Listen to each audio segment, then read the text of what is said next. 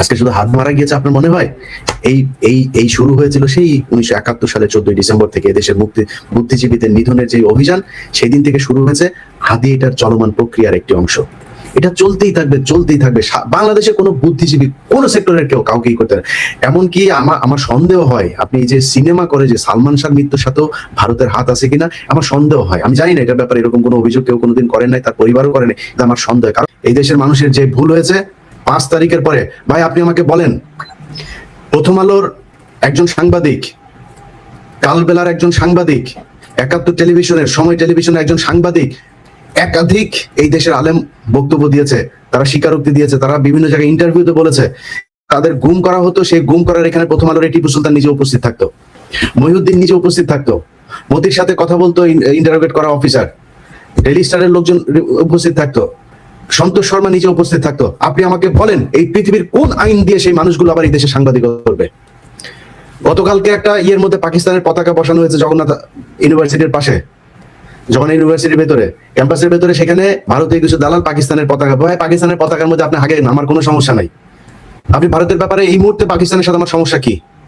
কোনো সমস্যা আছে থাকলে আপনি ভাই উদ্ধার করেন, আমার কোনো সমস্যা নাই। কিন্তু আমার এই মুহূর্তে আমার একটা ছেলেরে মেরে ফেললো এই ভারত, আপনি আমার পাকিস্তানের উপরে পাড়া দিয়ে এই করেন, এগুলো ভারত করায়। সেই নতুন করে এক পার করার চেষ্টা করে পাকিস্তানের বিরুদ্ধে। আরে ভাই পাকিস্তানের বিরোধিতা, পাকিস্তানকে আমার ভালো লাগে, পাকিস্তানের সাথে আমরা এক হইতে গেছি না, পাকিস্তান আমার সাথে এক হইতে আসছে। আপনি ভারত আমার প্রতিদিন, গতকালকেও মানুষ মেরেছে ভারত, সীমান্তে মারে নাই, গতকালকেও মেরেছে। এই গত 15 বছরে কত মানুষকে গুম করেছে ভাই প্রকাশ্যে। শিলং সালাউদ্দিনকে নিয়ে গিয়েছে, শিলং সালাউদ্দিন ওইখানে গিয়ে করেছে, কি করেছে না করেছে তাদের কোনো রাগ নাই, কোনো সমস্যা নাই, তাকে তো নিয়ে গিয়েছে ভারত। সুখরঞ্জন বালিকে বাংলাদেশের সর্বোচ্চ আদালতের সামনে থেকে তুলে নিয়ে যাওয়া হয়। সেই দেশ তো এটা। একটা নদীর পানির হিস্সার কথা বলে ফেসবুকে একটা পোস্ট করার কারণে আবরারকে হত্যা করা হয়েছে, সেই বাংলাদেশ। আপনি সেই ইন্ডিয়ার বিরুদ্ধে একটা পোস্ট নাই আপনাদের।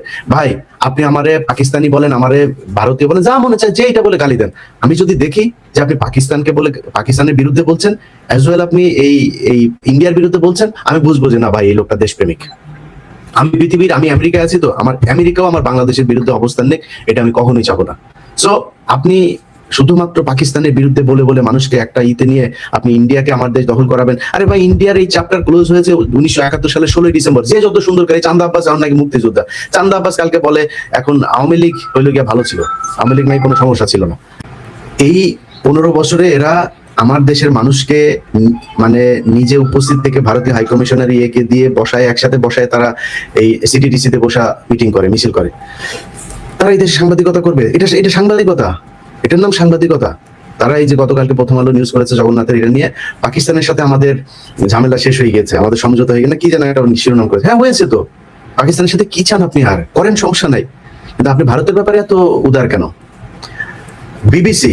বিবিসির এই দালালরা, এরা নাকি বলেন ইন্টারন্যাশনাল তোদের কোথেকে টাকা আসে, তোরা মানে বিবিসি কেন প্রতিষ্ঠা হয়েছে এগুলি তো আমরা জানি। বাংলাদেশে তোরা আমাদের বিশাল আকারের, তাহলে গরিব দেশ আমরা, এখানে যা বিবিসি নাম শুনে সবাই পাগল হয়ে যায়। তো ওনারা করেছে, ওনারা আপনার নিউজ করেছে গত 15 বছরে হাসিনারে নিয়ে, কোনো কিছু তারা পায় নাই, কিচ্ছু পায় নাই তারা। এখন তারা নিউজ করছে ইদানিং আবার খুব পাকিস্তানের বিরুদ্ধে, ইন্ডিয়ার পক্ষে। তারা হাদিরে নিয়ে একটা নিউজ, হাদি মাদ্রাসায় পড়তো, হাদি বিভিন্ন ধরনের হিজবুত তাহরিরের সাথেও নাকি হাদির নাকি ইয়ের কথা শোনা যায়, বিবিসি পায়। বিবিসি বালদিয়া জিগায় কেউ বাংলাদেশে। তো এগুলো হচ্ছে কি আমাদের দেশের এই সাংবাদিকরা সাংবাদিকতা করেছে গেল 15 বছর ধরে, তারা এখন সাংবাদিকতা করবে আবার একই রকম সাংবাদিকতা করবে। বসুন্ধরা গ্রুপের ওর নাম কি হায়দার আলী আওয়ামী লীগের লোকজনদের গুছিয়ে গুছিয়ে বেছে নিয়ে যায়, তারপরে তার টকশোতে বসায়। এই নিকোল আওয়ামী লীগের খাটযোদ্ধা ছিল, মন্ত্রীদের সাথে শুইতো, টাকা নিত, প্লট নিত, বিভিন্ন কিছু, 3-4টা প্লট আছে তার। তো এগুলো এখন ওই আওয়ামী লীগের লোকজনের ডেকে নিয়ে এসে আওয়ামী বয়ানি করতে চায়। আওয়ামী লীগ তো এখন মানে রয়ের টাকা, আওয়ামী লীগের টাকা বিলিয়ন ডলারের মালিক, তারা টাকা দিতে সমস্যা নেই। তারা এই বুদ্ধিভিত্তিক একটা আবার নতুন করে এই ফ্যাসিজম বাংলাদেশে করার পায়তারা করছে। এটা করতে দেওয়া যাবে না। এই দেশের মানুষ যদি আসলে স্বাধীনতা চায়, তাহলে আমাদের শত্রু পাকিস্তানের বিরুদ্ধে দাঁড়ান, আমাদের শত্রু ভারতের বিরুদ্ধে দাঁড়াইতে হবে। যদি সেটা দাঁড়াইতে না পারেন, সেই 71-এর পাল্টাল নিয়ে গান গায়ে ভাই লাভ নাই। এই দেশে এই জামাত ইসলাম 1952 সালে ভাষা আন্দোলন পর্যন্ত ছিল, তারপরে ছিল না কেন? 69 পর্যন্ত জামাত ইসলাম, নিজামী ইসলাম সবাই ছিল, ড্যাক পর্যন্ত জামাত ইসলাম ছিল। ড্যাক নাম শুনেছেন? ড্যাকে পর্যন্ত এই 68 সালের তখন পর্যন্ত ছিল। হঠাৎ করে এসে তারা মোচড় দিল কেন? এটা বুঝতে হবে যে ৭১-এর ১৬ ডিসেম্বরে আমাদের কিভাবে আমাদের কাছ থেকে বিষয়টা নিয়ে নেওয়া হয়েছে, এই জিনিসগুলো হয়েছে। ভাই স্বাধীনতা, স্বাধীনতা চান, আপনি বিজয় দিবস পালন করবেন, আমি করতে চাই। আপনার চাইতে আমি অনেক বেশি স্বাধীন আছি, আপনি স্বাধীন। আরে ভাই 15 বছর 20 বছর বিদেশে বসে কামলা দেন, এটার নাম স্বাধীনতা। আপনি ঢাকা মেডিকেলে যান একটা ট্রিটমেন্ট নিতে, বড় লোকেরা সব এয়ার অ্যাম্বুলেন্সে নিয়ে যায়, তারপরে ট্রিটমেন্টে যায়, আপনি ট্রিটমেন্ট নিতে পারেন। আপনার লাথি দিয়া ফেলায় রাখা হয় মেঝের ভেতরে, 2 দিন পরে ডাক্তার আসলো না আসলে নাই, মারা যাবেন না বাঁচবেন, এটা নিয়ে সরকারের কোনো কিছু নেই। এটার নাম স্বাধীনতা। কে স্বাধীন আছেন আমারে বলেন? সীমান্তে যান, আপনি কি কোনো আর্মস নিয়ে গিয়েছিলেন? আপনারা ধরে তারপরে গুলি করে মেরে ফেলো কেন? কিসের জন্য? এটার নাম স্বাধীনতা বলে? এটা স্বাধীন দেশ? কোন স্বাধীন দেশের পৃথিবীর ইতিহাসে কোথাও কোনো দেশে এইভাবে সীমান্তে গুলি করে মারে পৃথিবীর কোনো দেশ দেখাইতে পারবেন আপনি? মেরে ফেলছে। আমার দেশের খুনিরা বর্ডার পার হইলে সেই দেশে যায়, সেই দেশে গেলে তারা সর্বোচ্চ সুযোগ সুবিধা দিয়ে তারপরে রাখে। এটার নাম আমার স্বাধীনতা। এই স্বাধীনতা ভোগ করছেন, বিজয় দিবস পালন ভোগ করতে চান। ভোগ করতে চাইলে আপনাদেরকে কিছু কথা বলি ভাই, যে ভুলগুলো 5 তারিখে করেছিলেন সেই ভুলগুলো করা যাবে না। এই দেশে ছায়ানোট আছে না, ছায়ানোটের কোনো কার্যালয় বাংলাদেশের কোথাও থাকতে দেওয়া যাবে না।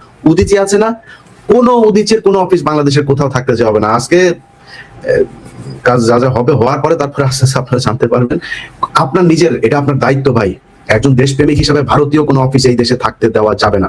বাংলাদেশের প্রতিটা গার্মেন্টসে টোটাল, আমি কিছুক্ষণ আগে গার্মেন্টস মালিকের সাথে কথা বললাম, প্রায় 5 লক্ষ ভারতীয় বাংলাদেশে কাজ করে, এবং এদের কেউ কিন্তু ছোট লেভেলের ওয়ার্কার না, এটা সব বড় বড় লেভেলের। আমার দেশের লোক আছে, আপনার লোক না থাকলে আপনি ক্রিয়েট করেন।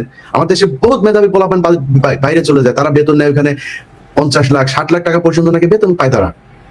সেই লোকগুলোর আপনি এখানে বাংলাদেশিদেরকে দিয়ে কাজে লাগান, সমস্যা কোথায়? বাংলাদেশের ছেলেরা তো মেধাবী, তাদের সে কাজের সুযোগ দেন, তারা দেশের বাইরে যাবে না, দেশে থাকবে, কাজ করবে। প্রতিটা গার্মেন্টস থেকে এদেরকে বের করতে হবে। যারা যারা না করে তাদের ওই গার্মেন্টস কারখানার ব্যাপারে ব্যবস্থা নিতে হবে। আওয়ামী লীগ যাহা তাহাই ভারত, ভারত যাহা তাহাই আওয়ামী লীগ। এদের কোনো কিছু থাকতে দেওয়া যাবে না। এবং এদের এই কালচারাল যে ফ্যাসিজম তারা যাদেরকে দিয়ে করে, প্রথম আলো, ডেইলি স্টার, কালবেলা, যদিও কালবেলা এখন মালিকানায় কিছুটা শেয়ার এসেছে, কিন্তু সেই সন্তোষ শর্মার প্রভাব আগের মতোই আছে, কিছুটা কমেছে কিন্তু প্রভাব আছে এখন পর্যন্ত। তাদেরকে এটার ব্যাখ্যা দিতে হবে। সন্তোষ শর্মা কেন হারুন ইজারকে জিজ্ঞাসাবাদে গুম থাকা অবস্থায় তিনি কেন কথা বলে তার সাথে জিজ্ঞাসাবাদ করেছিল, কেন যেই গুম হয়েছে সেই সব গুম থাকা মানুষের সাথে কেন এই সন্তোষ শর্মা ইন্ডিয়ান বাহিনী নিয়ে এসে তারপরে বাংলাদেশ পুলিশের সাথে থাকতো, এটার জবাব দিতে হবে। তারপরে তারা এই দেশে সাংবাদিকতা করবে, বিচার হবে, বিচারের সাজা খাটবে, খাটার পরে এসে কথা বলবে যে হ্যাঁ ঠিক আছে এখন আপনি থাকতে পারবেন কি না পারবেন এই দেশে। তো আপনাদের কাছে ভাই অনুরোধ, যেই জায়গায় আপনার বাড়ির আশপাশে যে আওয়ামী লীগ আছে, যে আওয়ামী লীগরা দেখেন এখনো পর্যন্ত ফেসবুকে হালকা হালকা করে তারপরে পোস্ট করে, বিভিন্ন সময় আওয়ামী লীগের যে প্রোগ্রামগুলো থাকে সেই প্রোগ্রামের দিন তারা রাতের বেলায় উধাও হয়ে যায়, তাদের ব্যাপারে আপনাকে ব্যবস্থা নিতে হবে। কোনো রাজনৈতিক দলের কাছে বিশেষভাবে কোনো অনুরোধ নাই ভাই, এদেশে বহু রাজনৈতিক দল আছে যারা কিনা এখন ক্ষমতায় যাবে বা ক্ষমতায় এখন আছে, মোটামুটি ভালো আছে, এই জন্য তাদের ভালো লাগে না আমাদের কথাবার্তা। ভাই এই দেশের কাছে কোনো সুবিধা নেওয়ার জন্য কিছু বলিনি, আপনাদের কাছেও যাবো না। কোনো দল ক্ষমতায় আসবে তার কাছে যাই বলবো ভাই আমারে একটু এইটা দেন, একটা প্লট দেন, কিছু একটা দেন, যাবো না ভাই, কোনো কিছুর জন্য যাবো না আপনার কাছে। খালি এই দেশটা আওয়ামী লীগ মুক্ত হইতে হবে। আওয়ামী লীগ মুক্ত যদি না হয় তাহলে এই দেশে হাদিরা বাঁচতে পারবে না। আজকে শুধু হাত মারা গিয়েছে আপনার মনে হয়? এই শুরু হয়েছিল সেই 1971 সালে 14 ডিসেম্বর থেকে এদেশের বুদ্ধিজীবীদের নিধনের যে অভিযান, সেই দিন থেকে শুরু হয়েছে। হাদি এটার চলমান প্রক্রিয়ার একটি অংশ, এটা চলতেই থাকবে চলতেই থাকবে। বাংলাদেশে কোনো বুদ্ধিজীবী কোন সেক্টরের কেউ কাউকেই করতে পারে। এমনকি আমার সন্দেহ হয়, আপনি যে সিনেমা করে যে সালমান শাহর মৃত্যুর সাথেও ভারতের হাত আছে কিনা আমার সন্দেহ হয়। আমি জানি না এটার ব্যাপারে, এরকম কোনো অভিযোগ কেউ কোনোদিন করেন নাই, তার পরিবারও করেনি, কিন্তু আমার সন্দেহ, কারণ তারা কোনো ক্ষেত্রে বাংলাদেশ উপরে উঠুক এটা আমি চাই না। ছোট্ট একটা গল্প বলে আপনাদেরকে আমি অনুষ্ঠানটা শেষ করি। একজন সেনাবাহিনীর খুব ঊর্ধ্বতন কর্মকর্তা, র্যাবের এডিজি ছিলেন তৎকালীন। আমি র্যাবে মাঝে মধ্যে যাইতাম, আমার সাথে খুব ঘনিষ্ঠ সম্পর্ক ছিল। দুপুরে বিশেষ করে খেতে যাইতাম মাঝে মধ্যে, ওইদিকে উত্তরা বনানী ওইদিকে অফিস থাকলে, ডিউটি থাকলে ওইদিকে যাইতাম খাইতে। তো ওনার রুমে বসে লাঞ্চ করছি আমি, এর মধ্যে একজন সাব ইন্সপেক্টর আসলো, তারপর বললো যে স্যার উনি আসছেন, খুব হইলো ওনারকে পাঠাবো। তো পাওয়ার মাঝখানে এডিজি সাহেব, এডিজি কে নামঠার বলছি না, এডিজি সাহেব বললো যে আসতে বলেন। তো আমরা খেতে খেতে তারপরে মহিলা বললো কান্নাকাটি করছে, ওনার ছেলেকে ধরে নিয়ে গিয়েছেন, মানে পাওয়া যাচ্ছে না, অনেকদিন প্রায় 6 মাস হয়ে গিয়েছে। তো এডিসি বললো যে দেখেন ওর ব্যাপারে কিছু কোশ্চেন করলো, ছেলেটা কেমন ছিল। তো ছেলেটা কিছু এক্সট্রা অর্ডিনারি কিছু ছেলেপেলে থাকে না, আপনাদেরকেও বলে রাখি যে অনেক সময় ইউটিউবে আপনার ছেলে বা মেয়ে খুব এক্সট্রা অর্ডিনারি খুব জ্ঞান আছে, ক্লাস 7-এ পরে সে ইন্টারমিডিয়েটের ম্যাথ করতে পারে, ফিজিক্স করতে পারে, এই ধরনের এই বাচ্চা যাদের আছে তাদের ব্যাপারে বাইরে আলোচনা করবেন না এবং তাদের সেফটির ব্যাপারে খুব সাবধানে চলবেন। তো ওই মহিলা এরকম কিছু কথাবার্তা বললো যে ছেলে খুব বিশাল ব্রিলিয়ান্ট, হ্যাঁ সে কম্পিউটারের এইটা সেটা সব খেড়ে এই করে ফেলতে পারতো, ওই ছেলেকে খুঁজে পাওয়া যাচ্ছে না। তখন আমার ওই এডিজি বললো, ওই মহিলা চলে যাওয়ার পরে দেখতেছি বলে মহিলার বের করে দিল। এরপর আমরা আমি বললাম ভাই কি ঘটনা কি? ওরা বললো যে ইলিয়াস ভাই এ আর কখনোই জীবিত ফিরে আসবে না, যদি ফিরে আসে তাহলে পাগল হয়ে ফিরে আসবে। আমি বললাম কেন? বলছে না, এই ধরনের এই টাইপের যারা আছে এদেরকে আমাদের দেশে হইতে দিবে না। কারা দিবে না? পার্শ্ববর্তী দেশ। এটা ফ্যাক্ট ভাই।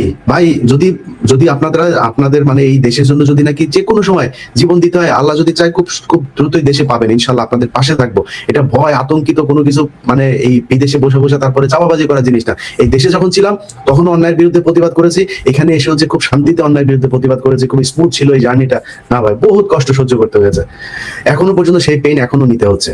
তো আপনাদের পাশে ইনশাল্লাহ চলে আসবো এই বছর, এই 2026 সালের ভেতরে ইনশাল্লাহ দেশে আসবো। দোয়া করেন আল্লাহ যেন জীবিত দেশে নিয়ে আসেন, সুস্থ রাখেন। আপনাদের কাছে অনুরোধ থাকবে ভাই, এই ইন্ডিয়া আমাদের শান্তিতে থাকতে দিবে না, জীবনও দিবে না। আপনি বিএনপি করেন ভাই, কোনো সমস্যা নাই, আমার জামাত বলেন, জামাত করেন, আপনি আমার বিএনপি বানান, যা মনে চায় বানান, কোনো সমস্যা নাই। আপনার কাছে অনুরোধ, ইন্ডিয়ার ব্যাপারে সিরিয়াস হইতে হবে। যে যার জায়গা থেকে কিছু টাকা পয়সার জন্য আপনার ভবিষ্যৎ প্রজন্মকে ভারতের সামনে এইভাবে একটা সিংহের খাঁচার মধ্যে আপনার ভবিষ্যৎ প্রজন্মকে ছেড়ে দিয়ে যান না। এছাড়া আপনি আজকে হাদি মরেছে, কালকে হাসনাত বলবে, পরশু আমি বলবো, তারপরের দিন সার্জিস বলবে, আপনারা কেউ থাকতে পারবেন না, একজনও বাঁচতে পারবে না। কয়েকদিন আগে হাদির একটা কবিতা দেখেছেন না? বিশ্বাস করেন ওই কবিতাটা দেখার পরে আমি এই ধরনের মানে সাইদি সাহেবকে কেন মেরেছে, সাইদি সাহেব একটা মিটিং করলে আমি বিশ্বাস করি সাইদি সাহেব যদি বেঁচে থাকতো, আজকে যদি ওনার মানে জেল থেকে বের হওয়ার পরে প্রথম কোনো জনসভা হইতো, যদি কম হইতো তাহলে 1 কোটি মানুষ হইতো, আমি এটা বিশ্বাস করি। এই তারেক রহমান দেশে যাচ্ছে না, আপনি দেখবেন তারেক রহমান দেশে যাওয়ার পরে যদি তারেক রহমান দেশেই থাকতো তাহলে হয়তো এত জনপ্রিয় হইতো না। তারেক রহমান দেশে যাওয়ার পরে দেখেন আপনি কি পরিমাণে মানুষ ওই দিন ঢাকা শহর, আমি তো মনে করি বাংলাদেশ ওই দিন অচল হয়ে যাবে। কেন তারেক রহমানকে কেন টার্গেট, খালেদা জিয়াকে কেন টার্গেট? শুধুমাত্র ইন্ডিয়ার কারণে। জিয়াউর রহমানকে মারা হয়েছিল কেন ভাই? শুধু ইন্ডিয়ার বিরোধিতার কারণে। শেখ মুজিব ইন্ডিয়ার বিরুদ্ধে কিছু ব্যবস্থা নিয়েছিল, যেটা আওয়ামী লীগ বলে না। শেখ মুজিবের ওই জিনিসগুলো নিয়ে যদি আলোচনা করতো, শেখ মুজিব স্বাধীনতা চায় নাই ভাই, ওই জিনিসগুলো নিয়ে আলোচনা করেন, আমি শেখ মুজিবের পক্ষে অনেক কথা বলতে পারবো। কিন্তু আপনারা ওইটারে নেগেটিভ বানায়, আপনারা মিথ্যাটাকে পজিটিভ বানায় শেখ মুজিবকে এক আলাদা নায়ক বানিয়েছেন। এইভাবে বানাইতে পারবেন না। ইতিহাস এত সহজে আপনি বিকৃত করে ফেলতে পারবেন না, ইতিহাস এখনো অ্যালাইভ। তো আপনি এগুলো চলে আসবে, যত বিতর্ক করবেন, আপনি 16 ডিসেম্বর নিয়ে বিতর্ক করবেন, 30 লাখ নিয়ে বিতর্ক করবেন, 2 লাখ, আমরা চাই এটা বিতর্ক হোক, খুবই চাই। কত হাজার মানুষ আসবেন, আমি একা বসবো ভাই আপনার সাথে বিতর্ক, একদম ডকুমেন্ট সব, বইয়ের পৃষ্ঠা সব আপনারা দেখাই দেবো। সো এগুলো আপনাদের কাছে অনুরোধ থাকবে। আমাদের শত্রু ভাই ভারতের বাইরে কোনো কিছু নেই। আপনি বিএনপির এক ভাই আমার আজকে গালাগালি করে, আরেক ভাই আমার গালাগালি করে, আরেকজন, আমার কোনো সমস্যা নেই ভাই, আপনি যেটা বুঝেছেন বুঝে আমার গালাগালি করছেন, কোনো সমস্যা নেই। কিন্তু আপনারা বুঝতে হবে যে আমরা যে বিষয়টা নিয়ে কথা বলি, সেই বিষয়টা আপনার নিরাপত্তার জন্য কথা বলি, এই দেশের জন্য কথা বলি।